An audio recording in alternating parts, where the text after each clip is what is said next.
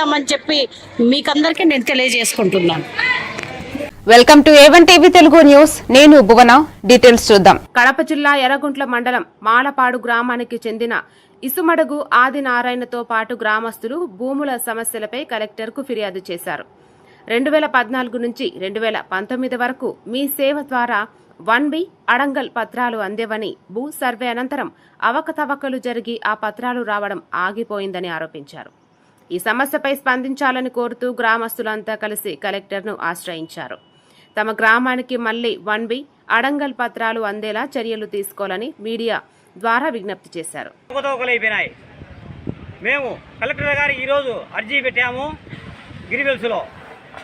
ఇందుకు కలెక్టర్ గారు తప్పకుండా మా మాలపాడు గ్రామానికి సర్వే చేయించి ప్రతి రైతుకు మీ సేవలో వెళ్తే 1B అడంగలు వచ్చేలా చర్యలు తీసుకొని మా మాలపాడు గ్రామానికి మా రైతులకు న్యాయం చేయాలని కోరుకుంటున్నాం సార్.